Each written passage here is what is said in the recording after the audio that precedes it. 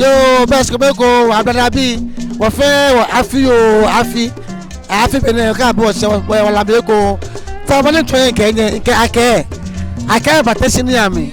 Teshie men yo mo. Ono ni ano fe Teshie Homowo mi ye. Akɛɛ ka bo.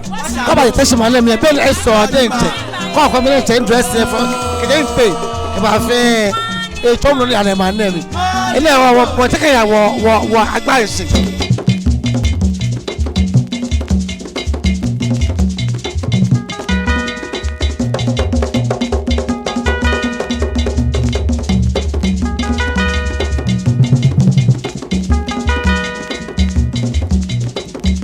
No. Afi. Afi aneba. Ogbay. Oba Atomi Prince, aka Ranky. Mo na pe atora le ten. Oh. Me na pa nke port ni agbere. Bona, o pe to ke simo sison. O simo sison won bole. Se ba ano. Daba ano abe wo fe o me kumeji wo.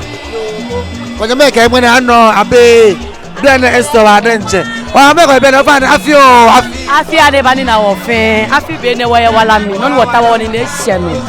But afi ne to na le ten. Oh, njeje mani babo na afi ne bon ele. Ehi filasi ye no. Ka o je ni wo ba. O je no. O fa ne njeje mani. E ke je Germany wa file wo ba. Afile wo mba. E wo ma kwa afi ni masama ku. O gba go da. O ku ko dan shi eche. So last year no, she last year ma ba last year le nye she this year le. Obi oyin. Ego. Ni nye mi ke nye me fe ni nye ba di Akɛɛ. Next year le won fe we wala mi ele. No fa no ba fe set up fun ba ni wo ba bi ene ko. Ya o. O ye bi Akɛɛ je Germany le ba ne. Si next year da fe gbe wa na nche. Na gbe no o na ka se wo bra le won pa teno si o. Oh, ye si o kotoku. Isi okotoku sike sese abuele isi ogana ayege isi nkuto pa ike isi lo ekuto pa wa to na gbena filete efe fine wa si Saturday abana ba ko brata ma ne ba so ike Saturday brata si na ba so ne bia ne wa ye the bridge ite bia ne eso wa de che bia ne ngo na ka se mene Homowo ele soko de che ewo waka wonye me ko ba na sere gba fi o ko wona boni aba fi ile ejo le ha lenu afi ane ba ni nabo afi ane na wo ogbe ka gbe ne Homowo na mi nibi ni o na ye mi ewon lo won Homowo ne ko ke nibi ni na mi thank you ko ke Homowo ne nibi ni na mi ewon na wa Homowo ne ofale nke fosimo chongba ka ni nje acha mi ni ablo obedeka nje kumiwe ofale nami mi no ne Homowo ne ni bi ni na mi afine e face room kuko be mi aka mi no ni no na face room kuni ma yue ni mamba naji ko kwa ma mi fe plantai wana imeji nkable ma bi ko yami ta frache enwa kuma bia na yo kajo ga camera anya fo he fio ko ka kwa wo bia ni wo yo oblan so yo bia oblan dai so kuma you die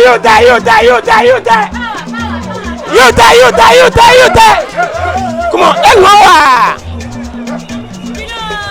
enwa no wan ka money ka wo yo na ke te nde na yake aka Homowo ne wana na agbako so oblan yin fe mi e shame because I'm Teshie Akɛɛ ba no smart Sunday amenya me no smart akuna anweno orado yo wo de me orado e ka Homowo e wa wa re nche ma me wo so wa re nche be wo sese e ba se ni obushia mi e te shia fe shia mi e ba se ni obushia mi e ba sha re won wala wo sese o re yin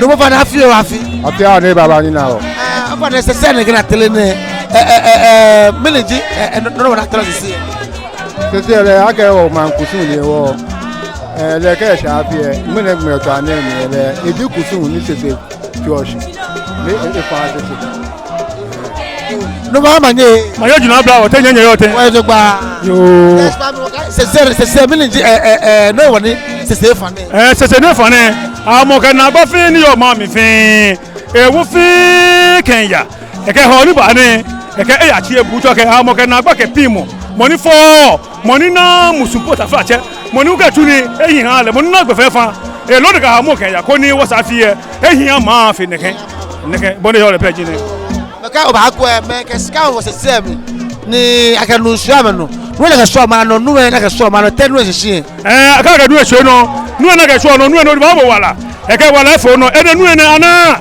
ja fi be na do na gba fe na gba ni gbo na amo ke pi mo ke jam do yo keji o ke sika wo na ka du ko so na lo du ko so no o ku le ko wala e fe ma je ha nu ba ma je kan na bi fe o ba ga na gbe fe mi ba ma je mi ha nye afi na akwa pele wo panyani na wo fe bo mo wo yo bon wo bo bon atapo ono be mi bo ni ga na gbe fe basa basa wo sa fi be ne e ko be fe mo ke su mo ke ye wale adu ga na gbe fe to ro nya ba o kan gbe to nya ba o kan gbe to nya ba afi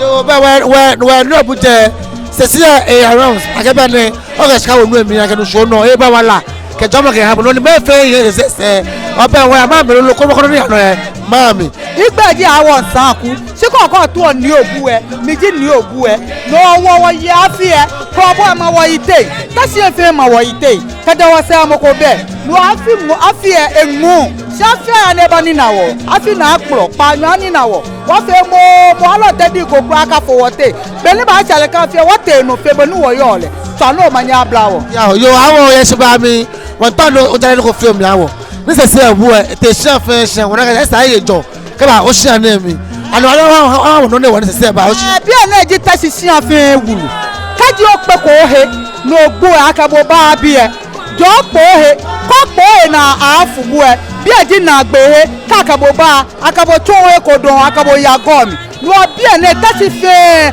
amesi awulu ne no asefi e ne abole awon ne ba bi e na ba bi e ne amasi o ni ba bu e ta ba bi e pe ba gbe ne abu no bi eji Teshie na gbe he no na ni sesi e ba bi e wa won iwe la don egba me no se se e ba lon e question me na me no afi afi ani ba ni na o afi ne be ne le won yen le ku no fi anu ni modi wo ba yen le ku ko ni yo wa jo no e fon ko be mi no le su e fe papa ni ni ma jo mo fi amo amen ngbaji akoko wo je tamo fo Kpaashimor anu me yo first time o fa ni da bi imba hun shingmene e fe to mo no ko ni different ba mi ke bra fo ke discipline mene discipline ya mi confusion ko be ko won da Teshie ma sha ke afine mo fi amo ni won shi won pijo mo won Teshie mi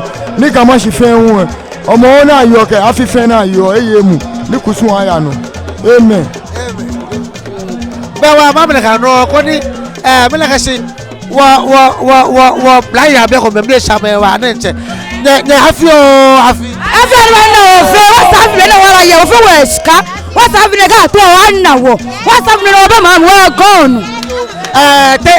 te na mane pa na fate no fi no kan din wo Teshie afi ne ni wo ye ne le no mo ko be ka kla go fan ko kra be ko jo mo ke wala ke no ya ke soli mo ke wo bi fe ku ni ye ni son ya na fi le ru o playa bi e won sha wo mele mi ke no te no fa o ba ne mi fa Ghana mo o be jela o mi to ni ma ton e sha fe ke ayo mo no chenge se ba ya o ra no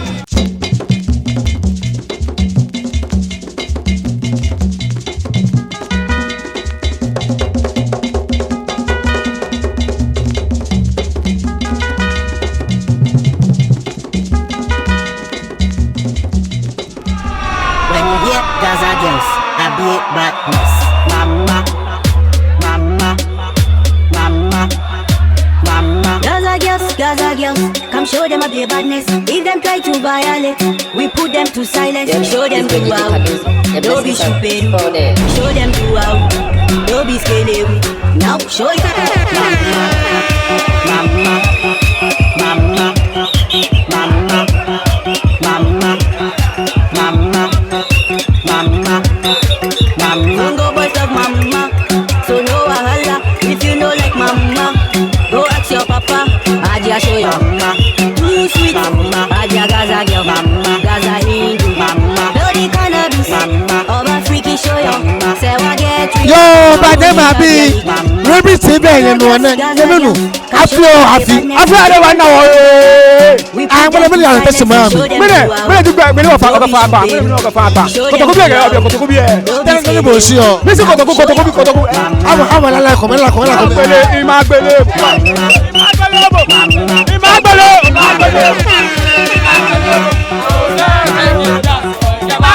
Big boys love mama.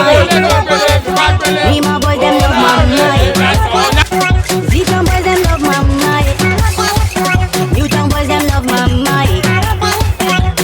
Gaza slim, unruly queen, unruly Hadia Sewa, Babylon. Gaza slim, Gaza.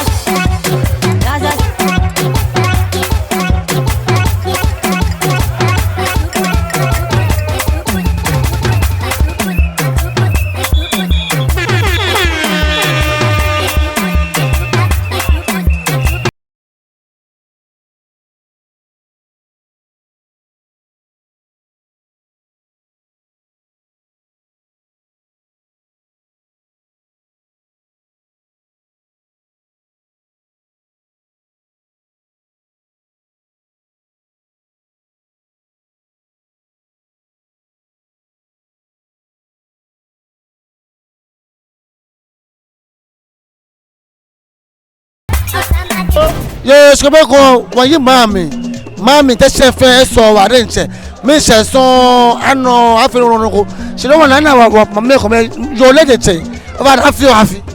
Oh, Jesus Christ of Nazareth, I fear I never know. You nigga so be ni me lo le to me ko na me gbegbo ni.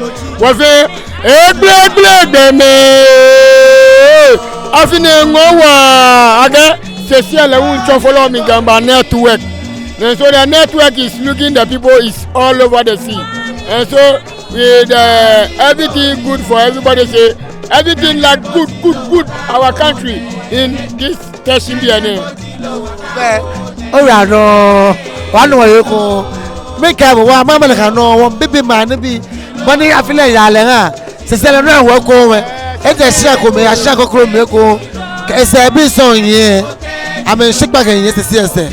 Nakai. What I feel happy. I feel anybody na wanya me. But don't buy. O fa na nshi agbaji ni ato.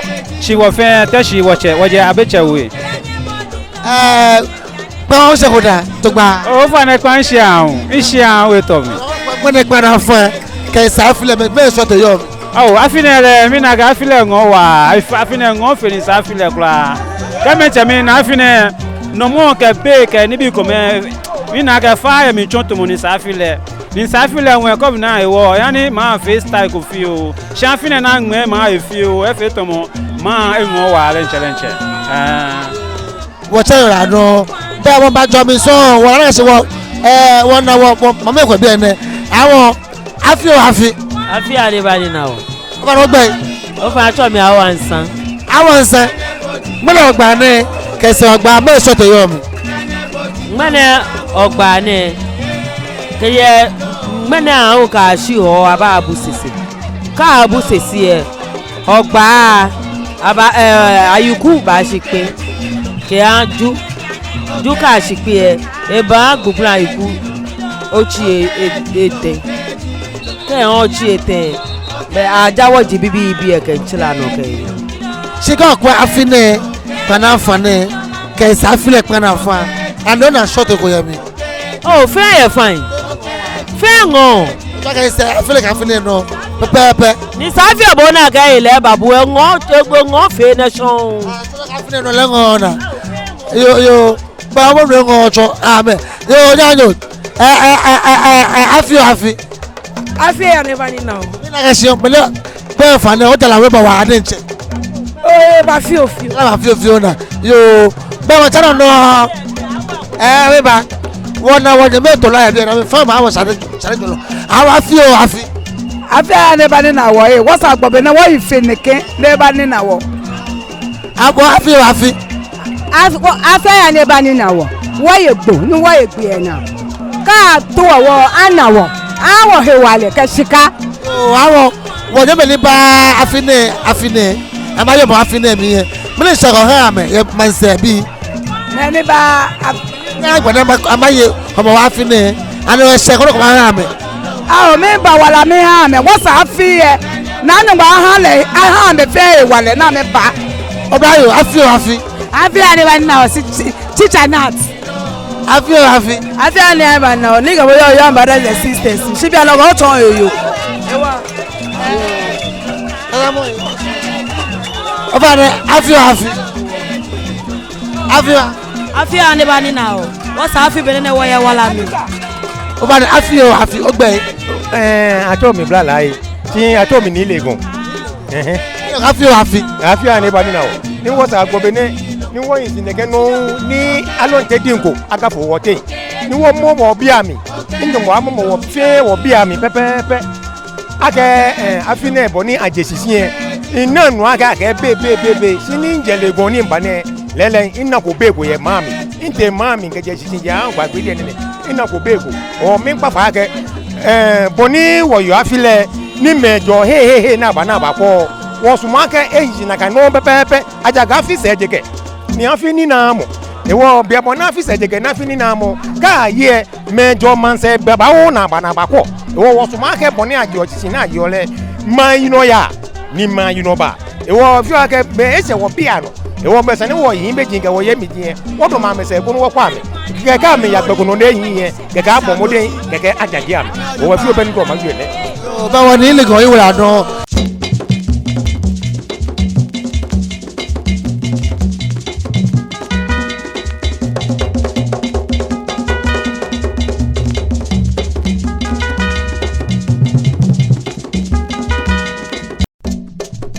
Ke Barcelona o ba na wo ma me ko me ka me le ja America be chako e first time ne na wo ha ma nye ka afi o afi manya blabo afi ya ne ba ni na wo wo sa fi be ne wo ye he wale alon te din ko aka fo wote mare pa o pa ko dugba da fe ma ke nye njagan ene fita ye shi eten no ni ko ne ke o ka gbene no turo no o kwa yo mu e me so te yo me oh afine no efe no koko bo fi body ake COVID-19 den che chake mo eba mi chake mo e won je ge to lo n gbene kan gbe ye se no mo so ni akwa wo Teshie Homowo ne na wo bo afi o afi ani ba ni na wo afi bere ka bo se wa ye ko bo no face sweet ne ke le kan so mene mi lo na e mami oh mene mami is so fine le fe to mo chuchu be ni ayole gidigidi ko kwa be mi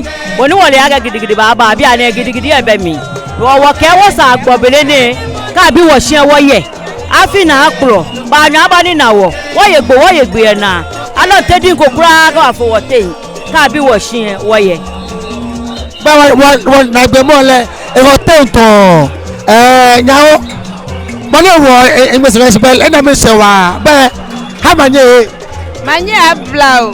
Afi o afi Ya ne ba ni na wo. me le bo yo ke mo ha wo ma bi fe Mi no ni yo ke mo di. No mo ke be wa wo. So mo e ko me fe mo. Aga no mi wale yo. No di nga afi o ni yo. Ba afi no mi wo yen e. Mane juna abra mo fi amu. Wala ka e wala e. Afi na o fe o sa fi be ne wo fi fo fe le ken wa se chele shika wala yes mami ku lo alo na ni mi alo asa egege mo ku so ni ne me so le pe na shike yo mo fa no o si pe ko da Mi. Isi yo vi bona shi. no ha mo pa la ko be no le ko na ke si mo si no ro ko Kasi mom ye ko le ma le boe. Isi mo si ka jo le ma le boe. If you mabo si kan le malebo e. Mi bon te agam lebu kan le malebo. Swallow wolo kan le malebo. Na oda me na wa iwe kan le malebo we kwasa. When you make I see ya me. But there I don't I got to buy. The kind of when you make a comment I'm at America number. Obayo. I feel happy. I feel anybody now. You go feel happy. I feel anybody now. Na me show I did. Okay. No money and ma'am. Mene ba ya fi. You know be mo fa gbe o. Jankra. Yo nyanyo. Tell us you I look at me no so so. Me show fish money let me say. Oh, Teshie me after naka. What they make me same she hole amashi. Yo be what is that no. Teshie me no me won ye. When the Teshie me go wa denche. Efe eso onu no ko e. Kejo ba kan gbe ona se. Ba go me ko me same. Ah painting ye ke go me. What mama dem se de over ni bo pa se e ko. Isale pomo. Ke ba be gbe na ba se be awo yo wa. Blayo, afi anybody now. Afi come mate. Oba e ka ti nkan se ba ti nkan bi en mi kebo. Bele ke ko nu oba ti ga. Afi anybody now. Oba no gbe. Acho mi so wa. Okay? Acho mi so wa. Yes ba mi afi le ope ko da. Nkwa o. Bi ana afọ mi o. Ko le bi na Ko mo na gba na pana fun ke isafile and ona short ko yen. Short e bi tem pen ma wi ja ke shin ni da ne ngo na wa ja ke. Bi ben ano mission so wa fini ni mo ko ma fini. Ka ngo na wa ke bi ben. Dem na ga afi ngo ha wo na mission. Isi e ko bo na mission. Ani e to ko be na wo. O ma fini esa na wo ta ne ya. Ani na wo maintain they wanna mission. No. Yo, what the way I know I'm going to win. Cause of the Rasta, Jamaican woman go. Con I think I'm a little bit. Yeah, I feel happy. Happy anybody now. What's the good? Oh, it's ya unquow. Wow, I can't see how the quaw. Or go when I my neck and Safile and on a sort of him. Oh, why didn't you want to make a slunku and a fine one? I am busy, but it was a fine one. And a fine one, busy, but said a slunku. I've been remembering that it was shown to me. It's your kotoku. I say, I'm a fine man, Teshie. If you're Rasta. Yes, my brother, how are you? I'm fine. Okay, I'm fine. Say, I travel to Mate, Bonwaga. Wa. Ope, I feel good. Hello, first time. What more Seguda? Seguda. Then go sing 1 hour. I say, go, so say flag. Hey, the boat, the bush. What's your flag? Tennessee. Flag. I guess your flag. I'm going to wear one. My mother, be the only cock when I did better. I feel happy. Happy anybody now. I'm not okay. I saw me at your I come back there. I come to your banner. I feel an open. Wow. Oh, money no a fine one. I know about your Jula. Babo emergency. Pull up agency. I have already said I was a contract on 5. I don't know. Yo, but when I'm in a no, I feel no, I what's that? About no, yes, I feel happy. I feel anybody now. What's a free bit in it? What is the phone for? Commission. Now I feel happy. I feel anybody now. One by one. Yo, I'm a more me. Nothing but no one's about Tabi and work and act. I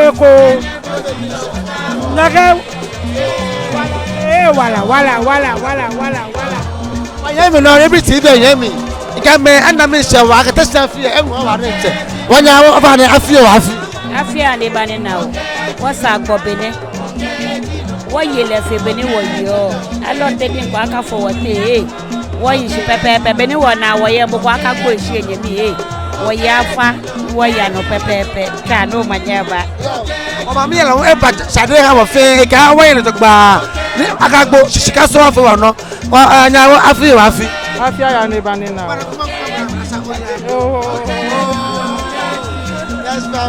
agbẹnẹ yoo wọ́n yà mílíkà náà wọ́n na mẹ́ bàbá ọ̀ sọ̀tì yẹn mi mẹ́ndẹ́ bọ́ọ̀nù ọ̀gá hello how are you. mi sẹ wa ne nkyɛn lẹwọ ika wọ fẹ afi o afi bami sẹ sọm wọ yẹn wọ the bridge ní àmì wọn tún ètè kọba jẹbi ẹ ní ẹyẹ fẹ ọ náà pa kọ ọkọ agbẹ náà ẹyẹ fẹ ọ náà pa yes my dear joe the talk how are you. I'm good. You are good. I'm also good. What's your name? Francisca. Is this your first time coming to Teshie? No. You've been here before. Yes. So how do you find the festival? Huh? How do you find the festival? Is it interesting or what? No. It's not interesting. Oh, I got interesting. Then also more. Can you speak? I speak a lot. You mean you can speak a girl a lot? So you are a girl. Say Oshie Agbe. Huh? Say Oshie Agbe. I got New York. Teshie Agbe in New York. Thank you. Also, Tete. Yes. Toyote. Iyejoba. Togbe. Huh? Say Ogbe. I don't know. Obi ene ga elaja me. Shake it. Teshie Agbe in New York. Yo ba Akɛɛ no ne ya Reeby TV no. Igba ji Nii Odotei Odoi. Ha la wo bela koni. No ka ba ogbo kan no twa. No ma jabra wo fe.